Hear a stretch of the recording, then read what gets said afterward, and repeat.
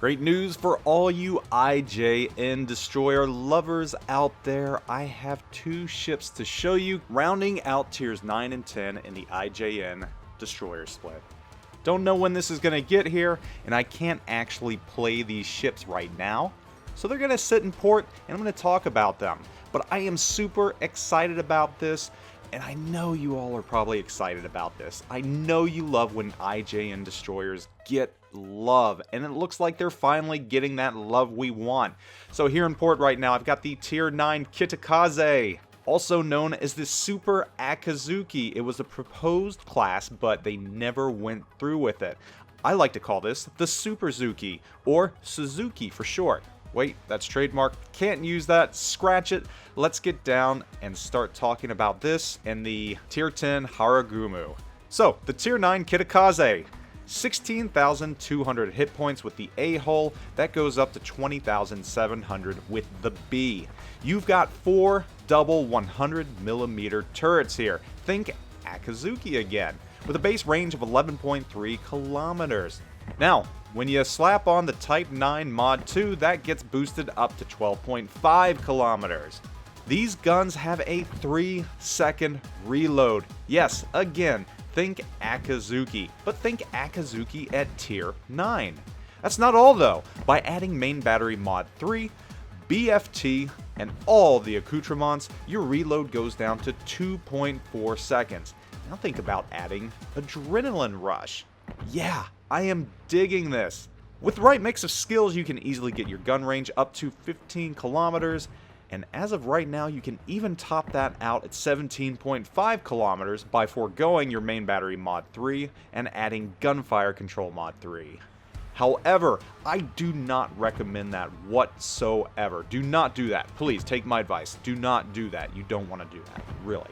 These guns at 100mm are going to be downright worthless at 17 kilometers. Even at 15 kilometers, you're really not going to do much more than mosquito bites. Now let's talk about the torpedoes. You've got 3 separate types of torpedoes on this ship. You've got the Type 93 Mod 2. This is 1 sextuple tube, 10 kilometer range, 67 knots. Reload is 167 seconds. Changing things up, going to the Type 93 Mod 3, 12 kilometer range, 67 knots with 157 second reload. You can also add the Type F3, which are 8 kilometers, 76 blazing knots, and a slightly longer 171 second reload. So you have options for torps, though you don't have a lot of torps, though they do help you with that because you get the torpedo reload booster, and that's the nice one. That's a 5-second reload. One of the surprising things about this ship is your AA defense. It's not horrible for a destroyer. You start out at 49 out of 100 for your rating. You get a slight boost with the B hull that goes up to 53 out of 100. But when you add everything like AFT, BFT, and even for poops and giggles adding AA gun mod 2, you can get your AA specs up to 80 out of 100, which is pretty downright respectable for a destroyer. Max speed on the Kitakaze only tops out at 33 knots, so you're a little slow in this ship. You have a 730 meter turning circle with 6.5 rudder shift.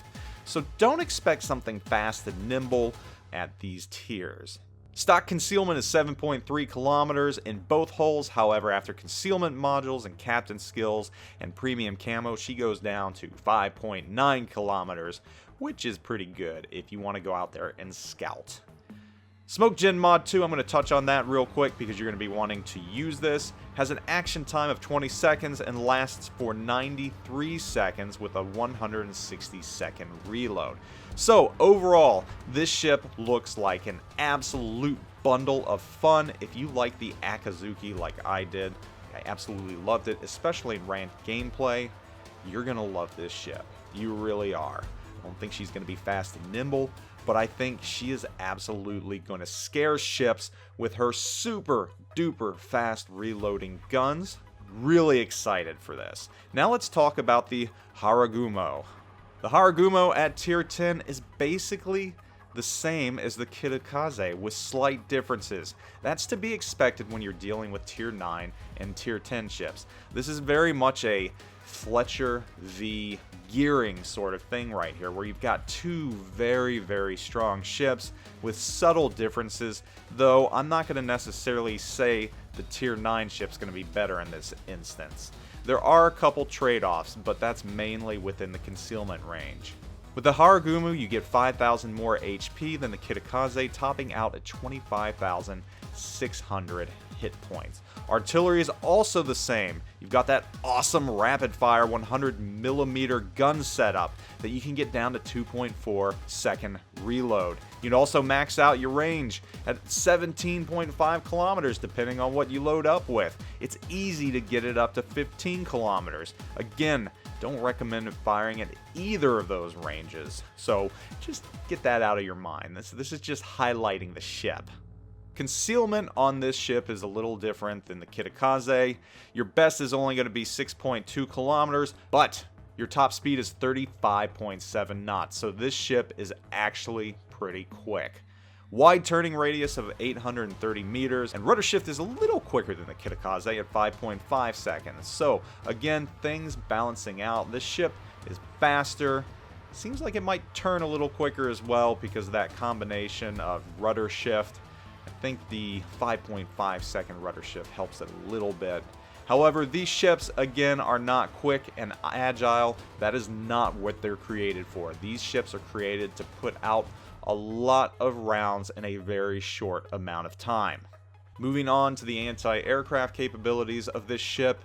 With the correct modules and everything else, you can get the rating up to 85 out of 100, which again, for a destroyer, is downright respectable.